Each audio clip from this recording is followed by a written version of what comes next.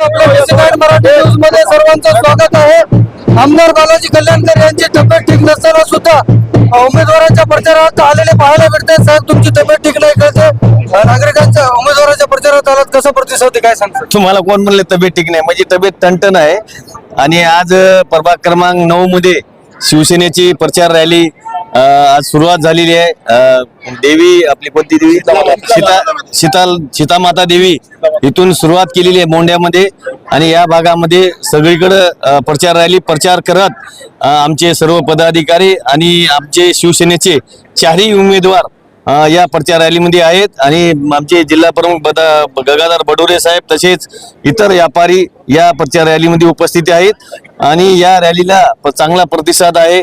येणाऱ्या काळामध्ये 100% जनता शिवसेनेच्या पाठीशी राहील आणि जास्तीत जास्त या प्रभागामधून चारीला चारी आमचे चारही उमेदवार जनता निवडून देईल, विजय करेल। तुम्ही पाहायला बिगरी बांधली आहे, शहर बांध दिसतोय, काय परिस्थिती आहे शहराची सध्या?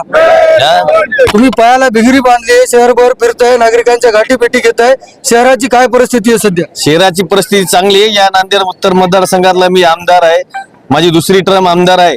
त्याच्यामुळे तुम्ही बघितले काय कसे काम केलेले आहेत, जागोजागी रस्ते केलेले आहेत, जागोजागी नाल्या झालेल्या आहेत, रस्ते नाल्या, शहरातलं पाणी बाहेर काढण्याचा प्रयत्न केलेला आहे। आणि मंदिराचे शिवशीभरण सुद्धा झालेलं आहे। बऱ्याच ठिकाणी येणाऱ्या काळात सुद्धा अर्धवट रस्ते राहिलेले आम्ही पूर्ण करू। ड्रेनेजची लाईन, वॉटर सप्लायची लाईन, जिथं पाणी जात नाही तिथं वॉटर सप्लायची लाईन टाकलेली आहे। महाराष्ट्र राज्याचे उपमुख्यमंत्री एकनाथभाई शिंदे साहेबांनी निधी दिला या शहराला, नांदेड उत्तर मतदारसंघाला। आतापर्यंत 50 वर्षातही निधी आला नाही, भविष्यात 30 वर्षात निधी येणार नाही।